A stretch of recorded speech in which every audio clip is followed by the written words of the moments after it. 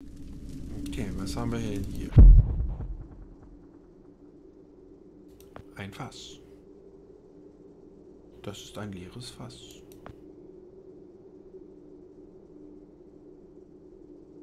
Sieht aus wie eine Art Wassersammelsystem. Er hat also... ja.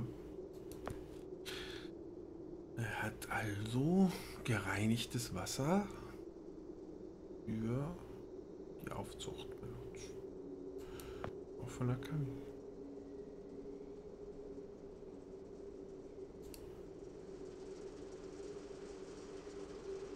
Hochbeete Zweig. Einfach mal mitnehmen. Hochbeete. Und eine Windmühle.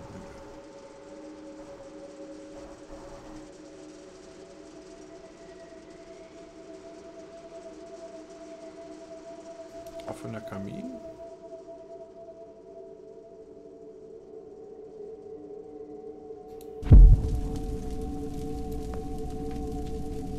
Was?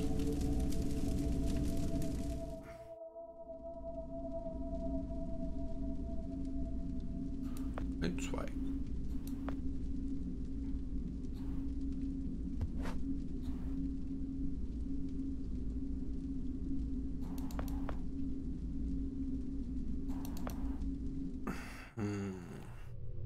Master HD, hi. Ich bin ganz kurz AFK, ich bin gleich wieder da. Muss sowieso gerade überlegen, wie wir mit einem Zweig hier weiterkommen.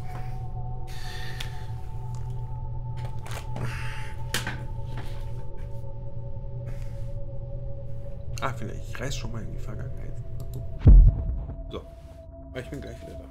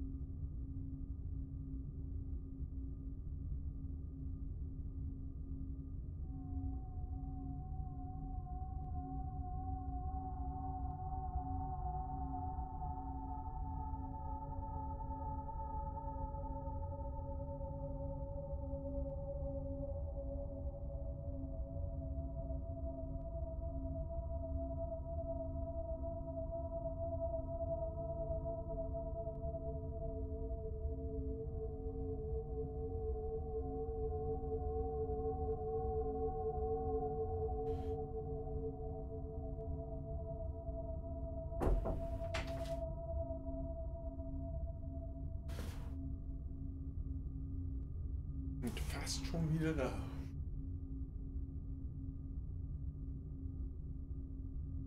Noch in die Decke einwürfeln.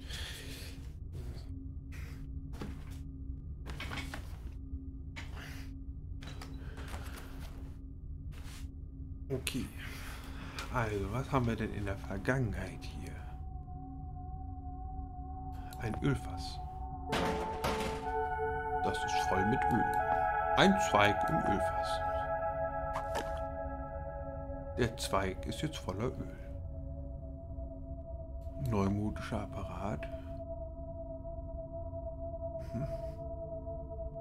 Sieht total verwaist aus.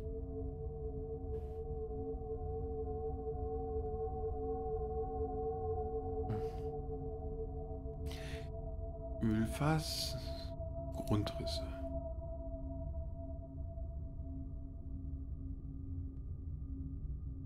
Das ist Archon. Er hat einen Grundriss von Archon. Okay.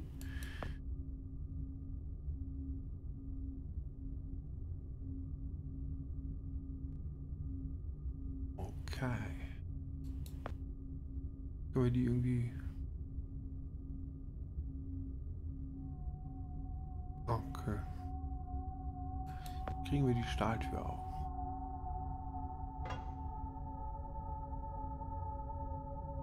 Ist sie komplett ausschalten? Fotolabor.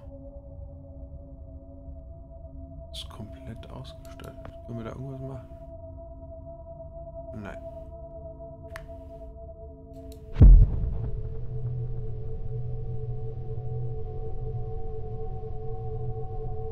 Ich habe immer noch keine Ahnung, was wir mit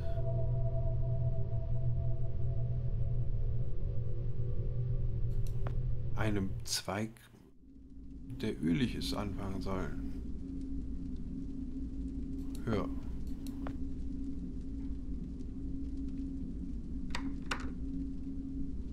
Vielleicht auch nicht. Regale. Ein Feuerlöscher.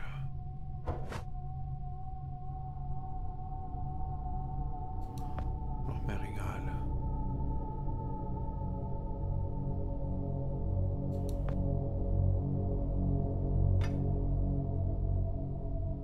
Okay.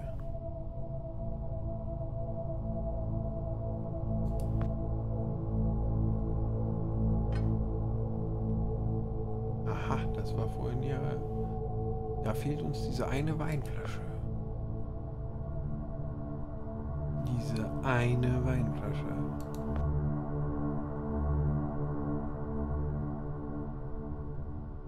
Da ist jetzt ein Schloss drauf. Das funktioniert. Okay.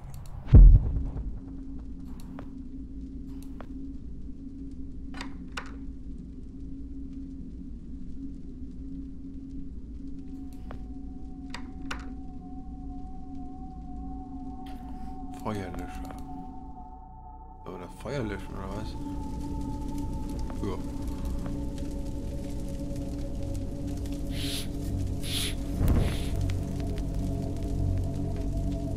Okay.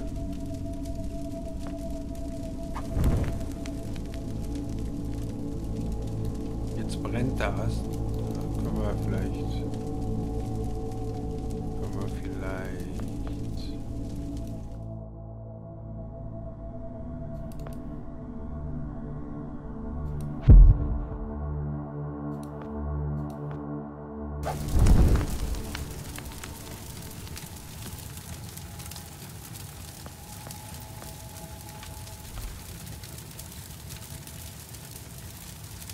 Ja, ich bin mir auch nicht sicher. Jetzt brennt sie. Aber what the fuck?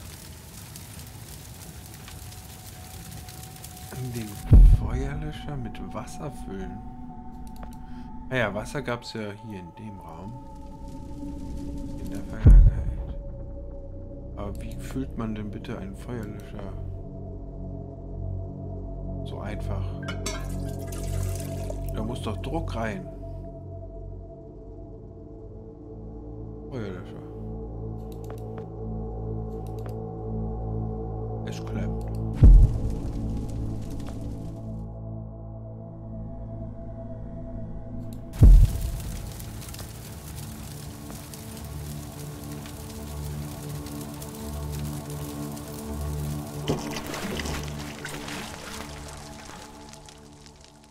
Für heute habe ich genug mit dem Feuer. Aber die Holzaxt ist noch völlig intakt. Okay, jetzt haben wir eine Holzaxt und eine Tür.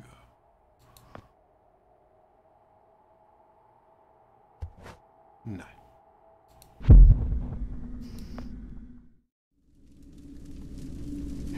Wir haben Holzaxt und ein kleines Regal.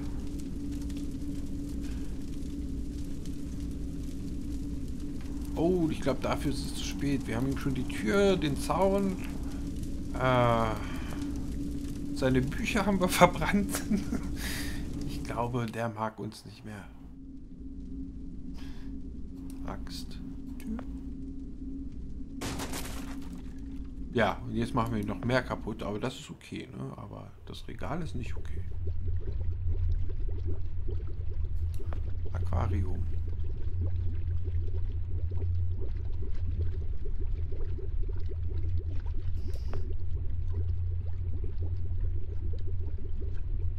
ein Globus, aber ein Mondglobus.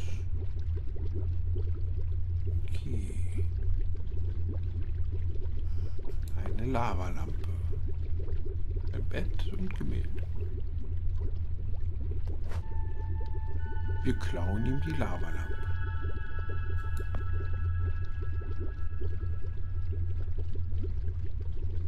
Aha. Hübsch. Bett.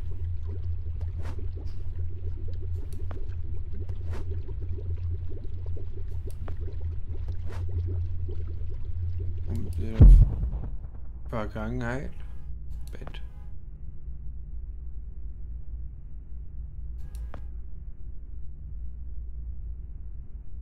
Sagt er das gleiche. Steckdose. Da ist eine Steckdose.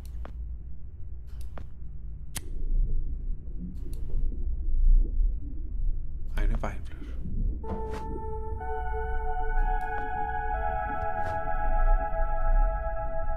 Juli 1972. Diese Woche gab es keinen Fortschritt. 2 Monate voller kalter Nächte, bis der Schwachkopf meine Schlafzimmertüre zerstört hat. Und letzte Nacht bin ich beinahe von einem Bären zerfleischt worden.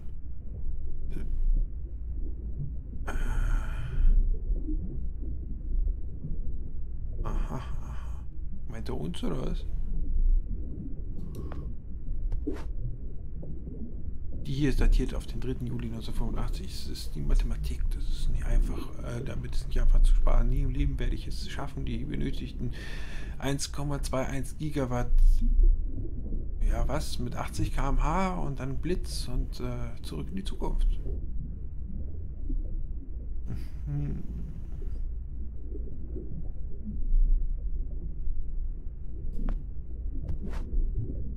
Drei neue Erfolge. Mit Hilfe der geliehenen Fotoausrüstung ist es mir im März gelungen, den Schaltkreis bereits im Fertigungsprozess um eine ganze Größenordnung zu reduzieren.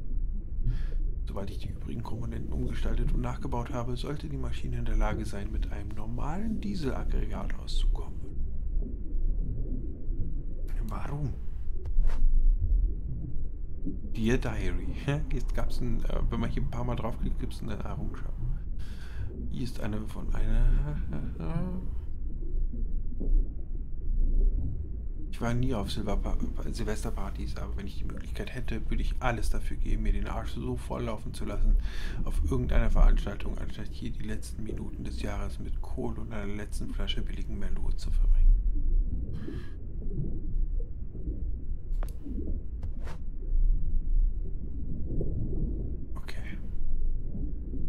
Also die sind da, weil wir ihm die Türen kaputt gemacht haben.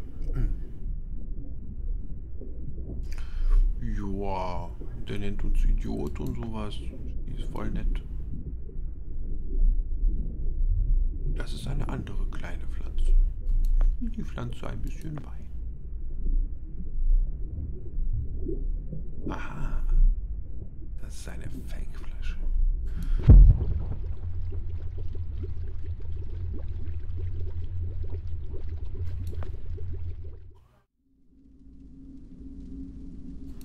Benutze die Fake-Flasche mit dem Regal. Leck mich fett. Das sagt er oft. Das ist ein Geheimgang.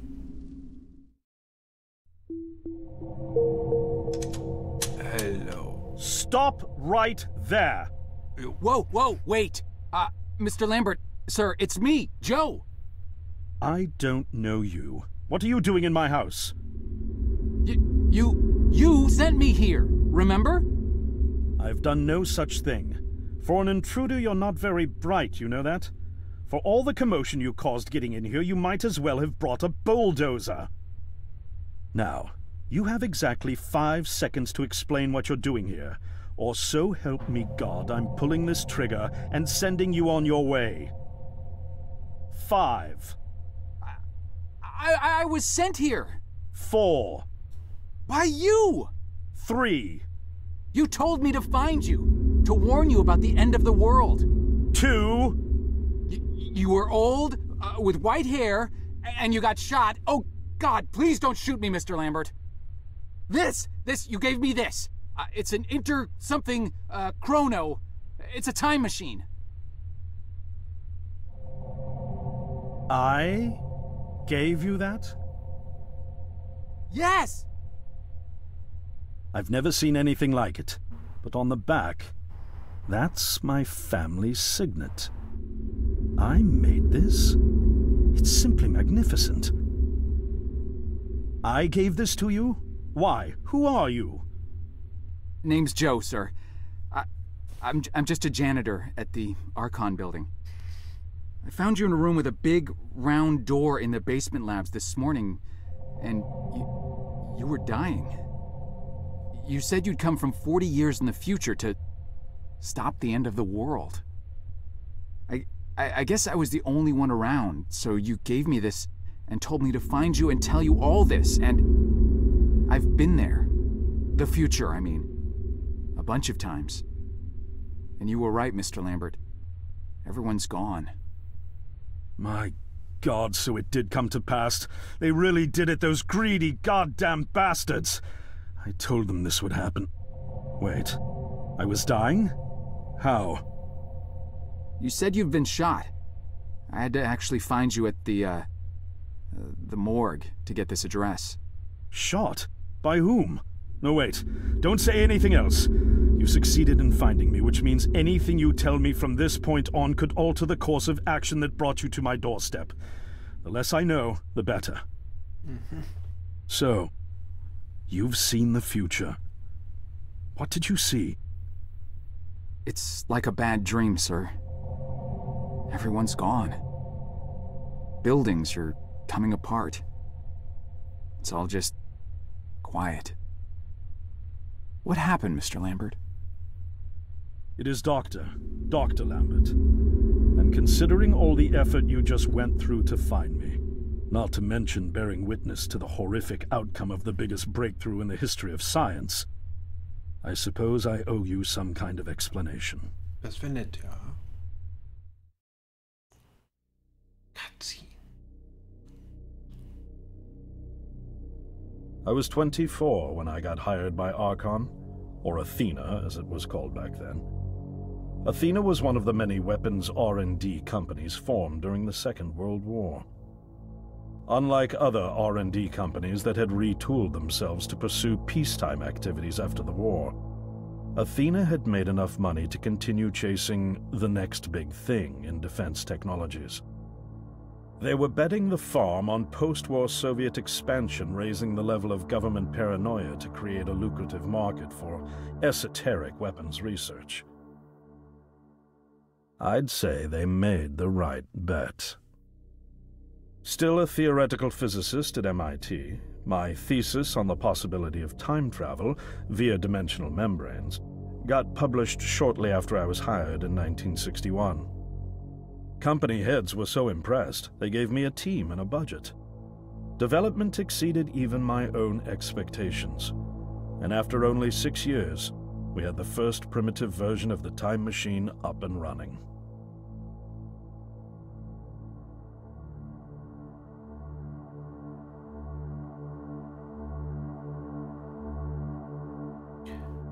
Our first successful trials involved sending simple objects into the future with a timed return. But with Archon running out of money, that was all the company bigwigs needed to secure a big fat contract with the Department of Defense. Aber das riecht doch schon nach Katastrophe. Apparently, we had sold them on the idea that the technology could be used to go back in time and strangle communism in its cradle. The reality, of course, was that it couldn't. Due to the laws of causality, you can't travel back in time beyond the point where time travel was invented. And sooner or later, we had to explain that to our benefactors. When they started pushing for progress reports, Archon management had to come clean, but instead chose to ease government concerns by claiming the technology could be used to bring back advanced weapons from the future. But this, too, was a lie.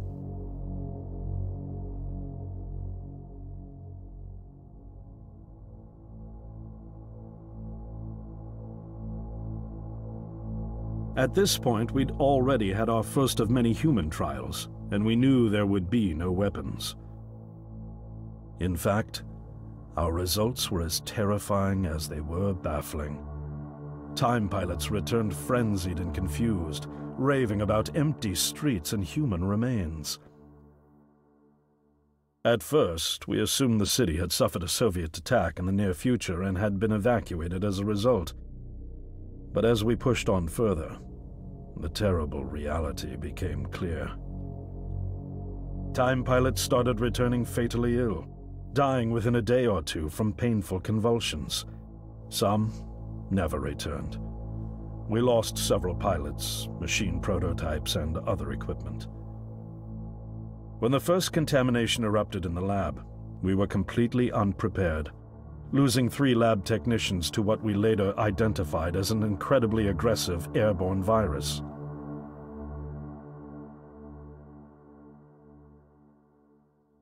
Ein Virus scheint es gewesen zu sein. Although we weren't equipped to handle biohazards of this magnitude, management insisted we contain and study it. To keep our pilots and the virus alive long enough to study, we co-opted experimental cryotechnology from another project, Lazarus, and established a makeshift virus lab. Once again, the bigwigs managed to spin our setbacks into a success story for the Department of Defense, now claiming that the virus could be cultivated for use as a biological weapon. The team threatened to resign, but outrage was swiftly quenched by promises of massive salary increases and stock options. I didn't take the bribe. I'd witnessed the lethal efficiency of the virus firsthand. I knew there was only one way this was going to end, so I handed in my resignation and set up shop out here. For over a year, I've been working to recreate the technology to bring me back in time and prevent mankind's extinction from ever happening.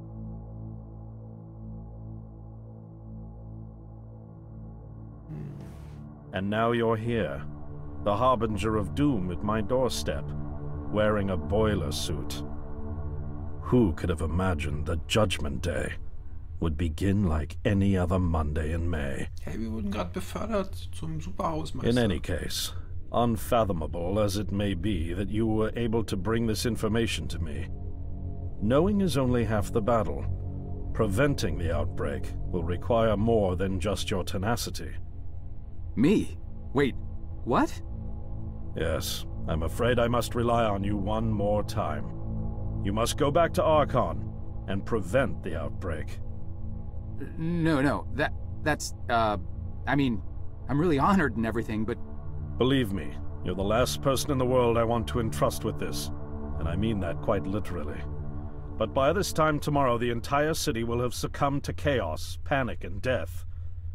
You're here now, and you're all I've got. Wait, but what about you? Can't you fix this, Doc? Don't you have a plan? I can't go myself, because that would break the law of causality. The only reason you are here to warn me now is because I was there to send you. And the only reason I was there to send you is because I was able to bring my work to fruition here. But... We've no time to waste. It's the only way. You told me you found me this morning, correct? Yes, but... That means I failed to stop it, and the outbreak has already begun. The time pilot for today's trial must have brought the virus back from the future, which then somehow got out of the containment chamber and spread. That pilot is Patient Zero. I need you to destroy the supercomputer system controlling the time machine. All the research data is stored there too. You must destroy it before the time machine departs. I'm reconfiguring your device to send you back 1 day earlier. This should allow you ample time to return to Archon and get inside. Hä, gerade wusste noch nicht On the mal, was other das shore ist. from here, about 500 yards down the road, is a rest stop. Okay. You'll find a van there, fueled and ready to go. Oh, I already have a ride. Which won't be there yesterday, you ninny. Now stop interrupting me. One last thing, and I need you to listen carefully because this is very, very important. Make sure you do not Meet the earlier version of you. Why? What will happen? No one knows for sure. It's one of the conundrums not yet accounted for. There are theories, of course.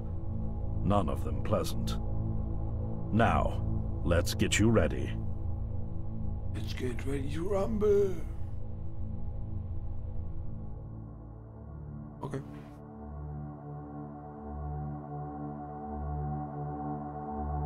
Right. How did I get myself into this? I nearly got killed trying to reach Dr. Lambert thinking he had a plan. And it turns out it's me. I'm the plan. At least I don't have to walk back. This van's not as cool as the ambulance, but it has its charm. And it sure was nice of him to pack me lunch. I wish he'd pack me a can opener for the beans, though. And some gas for the Bunsen burner.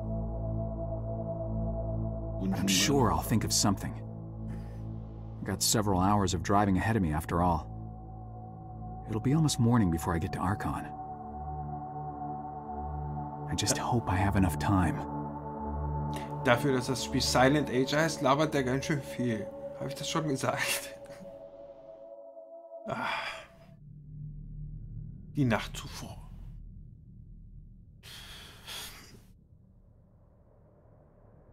Kapitel 8 vor den Türen Archons. Aber ich würde dann hier auch einen Cut machen. Und ja, auf YouTube geht es dann irgendwann theoretisch nahtlos weiter. Den Stream würde ich jetzt ausmachen. Meinen Augen eine Pause gönnen, mir eine Pause vom Zocken gönnen und was essen. Vielen lieben Dank fürs Zuschauen. Ich hoffe, es hat euch gefallen und bis zum nächsten Mal. Tschüss.